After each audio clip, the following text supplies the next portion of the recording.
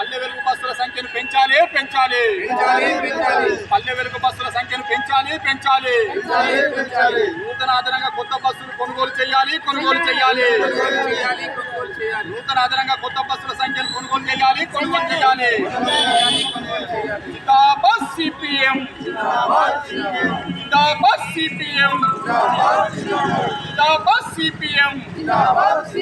పల్లె వెలుగు బస్సుల సంఖ్యను పెంచాలి.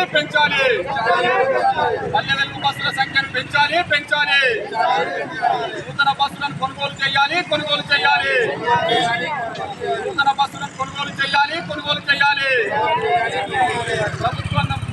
ప్రభుత్వం మొండి నిర్లక్ష్య వైఖరి నశించాలి. ప్రభుత్వం మొండి వైఖరి నశించాలి. జిందాబాద్ సిపిఎం.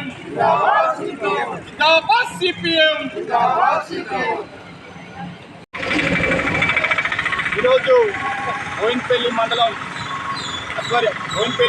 సిపిఎం పార్టీ శాఖ ఆధ్వర్యంలో పత్రికాముఖ సమావేశం సందర్భంగా ఈ ప్రభుత్వం అధికారంలోకి వచ్చే ముందు మహిళలకు ఫ్రీ బస్సు అనేది పథకం పెట్టడం వల్ల ఆ పథకాన్ని మేము కూడా స్వాగతిస్తున్నాం.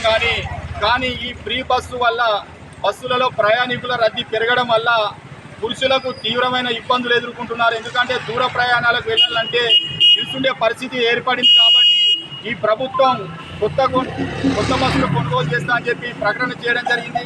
అది మాటలకే పరిమితం అవుతుంది తప్ప కానీ ఎక్కడ కూడా క్షేత్రస్థాయిలో బస్సులు అనుకూలంగా కనబడడం లేదు. ఎందుకంటే ఇప్పుడు మంచి రోజులు శ్రావణ మాసం, అలాగే స్కూళ్ళు పిల్లలకు విద్యార్థులకు సెలవులు వస్తున్న సందర్భంలో ప్రయాణికుల రద్దీ పెరుగుతుంది. కాబట్టి యుద్ధ ప్రాతిపదికన ఈ రాష్ట్ర కాంగ్రెస్ ప్రభుత్వం పల్లె వెలుగు బస్సులను కూడా గ్రామాల వారీగా గ్రామం టు గ్రామం తిరిగే విధంగా పల్లె వెలుగు బస్సులను సంఖ్య పెంచాలని, అలాగే కొత్త బస్సులు కొనుగోలు చేయాలని ఈ సందర్భంగా ఈ కాంగ్రెస్ పార్టీ ప్రభుత్వానికి విజ్ఞప్తి చేయడం జరుగుతుంది. ఎందుకంటే మీరు దాదాపు 1000 బస్సులు కొనుగోలు చేస్తామని చెప్పి మాట్లాడడం జరిగింది. దానికి అనుకూలంగా మరి ప్రయాణికులు తీవ్ర ఇబ్బందులు ఎదుర్కొంటున్నారు. కాబట్టి వాళ్ళు అలాగే బస్సులలో కూడా ప్రయాణాన్ని అధిగమించి ప్రయాణికులను ఎక్కిస్తారు. కాబట్టి ఎందుకంటే ప్రయాణంలో కూడా ప్రమాదాలు జరుగు అవకాశం ఉంటుంది. కాబట్టి ప్రయాణికులను కూడా మినిమం ప్రయాణికులను ఎక్కించే విధంగా చర్యలు తీసుకొని యుద్ధ ప్రాతిపదికన గ్రామీణ ప్రాంతాలలో పల్లె వెలుగు బస్సుల సంఖ్యలను పెంచాలని, అలాగే నూతన బస్సులు కొనుగోలు చేయాలని చెప్పి ఈ సందర్భంగా